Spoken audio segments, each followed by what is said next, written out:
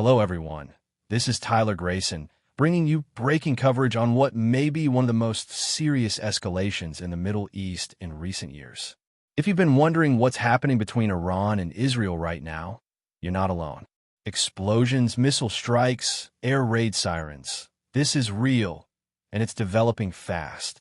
In today's report, we'll break down the events, what's being said by both sides, and why this moment could change global security. Stay with us until the end, because what you're about to hear might not only impact the Middle East, but also countries like the US, UK, and beyond. In the past 24 hours, tensions between Iran and Israel have erupted dramatically. According to official Iranian state media, Israel has launched another wave of strikes targeting sensitive sites inside Iran. These attacks reportedly include missile landings near hospitals and densely populated areas. The Israeli defense minister claims their military is operating with what he called unprecedented force. This is not the first incident in recent days, but what makes this different is the scale and timing. Strikes are now happening in broad daylight, a departure from the usual nighttime operations that have previously dominated headlines. In response, Iran has retaliated. Explosions have been reported in cities across Israel, including Tel Aviv and Ashdod. Air raid sirens have been sounding for over 35 minutes straight, something not seen since this round of conflict began 10 days ago. One missile reportedly landed in Lachish, just south of Jerusalem. For many in Israel, this was the most intense period of alarm they've experienced in years. Videos from citizens show people scrambling for shelter, emergency services rushing across cities, and missile defense systems lighting up the skies to intercept incoming threats. Grayson here. What's crucial to understand is that both sides are framing this differently.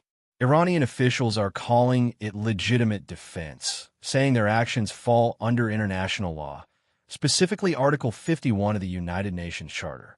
Iran claims they are responding to what they describe as Israeli aggression targeting hospitals, Red Cross centers, and even civilian homes. They accuse Israel of not only violating international norms, but also deliberately causing harm to women and children. This adds a humanitarian dimension to the crisis, raising concerns from global organizations and neighboring countries. Israel, on the other hand, states it is protecting its people from Iranian threats. It argues that Iran has long used its nuclear and military infrastructure to support hostile actors in the region, including armed groups operating from Lebanon and Syria.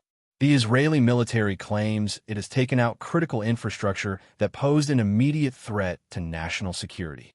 The key issue is that both countries are making strong accusations, each claiming to act in self-defense, and neither showing signs of backing down anytime soon. Here's where things get even more complex. Iran is now accusing the United States of entering the conflict indirectly. Iranian spokespeople allege that recent attacks on their nuclear facilities were supported or even conducted by American forces. These facilities, according to Iran, were under the watch of international agencies and used only for peaceful energy purposes. Iran believes that the U.S. has broken the rules of the Nuclear Non-Proliferation Treaty, and they warn that America will be held responsible if they continue down this path. Iran's leadership is not just issuing statements. They're considering real actions, possibly even closing the Strait of Hormuz, one of the most important oil routes in the world. They're also considering targeting U.S. bases in the region. While nothing is confirmed yet, officials have made it clear that these are on the table. The U.S. has thousands of military personnel stationed across the Middle East, and any attack could lead to a much broader war, one that could quickly draw in more global powers. Iran's deputy foreign minister recently stated that the American attack was a grave mistake. He argues that Iran has every right to respond when its sovereignty is breached. He also pointed out that other nations are watching closely, wondering whether global treaties and international law can still be trusted. If powerful nations can act without accountability, what does that mean for smaller countries? This is not just about missiles and military operations. It's about the rules that keep international peace intact. Back in Israel, government officials have confirmed they are targeting what they call military and intelligence sites. Reports have emerged of strikes hitting locations in Tehran, including the Fordo nuclear site and even Evin prison, which holds many political prisoners. Analysts suggest this could be an effort to destabilize Iran from the inside, perhaps hoping to spark public unrest or internal division. However, Iranian officials insist their population is unified and fully supportive of national defense. And the people? According to Iran, their streets are filled with patriotic citizens prepared to resist. Whether this is government messaging or true popular sentiment is difficult to verify, but footage shows rallies and flags across several cities. Iran says this is not just about politics, it's a holy resistance, as they put it. Older Iranians compare today's struggle to the 8-year war with Iraq, where they claim they held out under extreme pressure and hardship. Iran's message to Israel and its allies is simple: we are ready for a long battle. In the diplomatic sphere, Iran is not isolated. Its foreign minister is currently in Moscow meeting with Russian officials, including President Vladimir Putin. Iran says this is part of a coordinated effort to respond diplomatically while still preparing militarily. It's important to note that Russia has long-standing relations with Iran and is deeply involved in Middle Eastern affairs. What comes out of these meetings could shape the next steps for both sides, and possibly for NATO and Western powers watching closely from a distance. The meeting in Moscow isn't just about defense, it's also about positioning. Iran wants to make sure its allies know that it was in the middle of peaceful talks when Israel launched its attacks. They argue that they were engaged in active diplomacy with European nations and regional leaders, and Israel deliberately interrupted those negotiations. This framing positions Iran as a country that seeks peace, but won't hesitate to strike back when provoked. Again, the narrative is critical in a conflict this big. What happens next? That's the big question. Military experts believe we could see a dramatic escalation if Iran chooses to hit U.S. bases or block oil routes. But others think diplomacy might still win out if global powers can step in fast enough.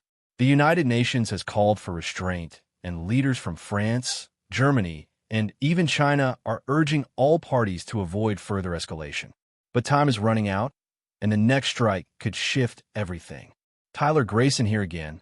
Let me break this down simply. This isn't just another round of airstrikes in the Middle East. This conflict has the potential to draw in multiple nations, affect global oil prices, and trigger refugee waves in neighboring regions. It's no longer just about Iran and Israel.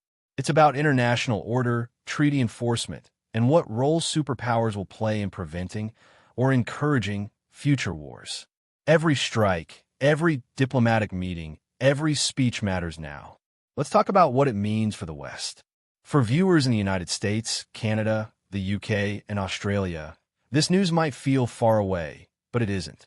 Higher oil prices, market instability, and the risk of cyber warfare could impact your daily life. Governments may consider increasing military presence in the region. And if things get worse, even conscription discussions could re-emerge in extreme scenarios. It's more important than ever to stay informed, aware, and involved in global events. Viewers are asking, can this turn into World War III? The honest answer, no one knows yet. But the risk is real. One wrong move, one misfire, one miscalculated response could light the match. That's why every country, including those not directly involved, is on high alert. This is not a time for speculation or panic, but for preparation and clear thinking. Tyler Grayson will be here every step of the way to bring updates you can trust. So what can we expect in the next 48 hours? Likely more strikes, more diplomatic visits, and more public statements. Watch for shifts in language. Does either side start to soften? Do mediators step forward? Or do threats grow louder? These clues will tell us which direction this conflict is heading. We'll be covering every update here on the channel with clarity, responsibility, and a commitment to truth. Thank you for watching today's extended update. I know this was a long and serious report, but you deserve the full story, not sound bites or headlines. War affects real people with families, homes, and futures. As the situation develops, remember that understanding is power. You don't need to be a military expert to care about what's happening in the world. You just need to stay aware, think critically, and demand truth from those in power. If you found this video helpful, make sure to subscribe to the Tyler Grayson channel. We report with accuracy, integrity, and a deep respect for the audience. Turn on notifications so you never miss an important update. Whether you're in New York, London, Toronto, or Sydney, you're part of a global community that deserves to be informed. Leave a comment below. Your thoughts and questions are always welcome. This is Tyler Grayson, signing off for now. Stay safe, stay calm, and stay informed. In a world filled with noise, we promise to deliver clear, reliable news you can count on. Until next time, good night, and keep watching closely.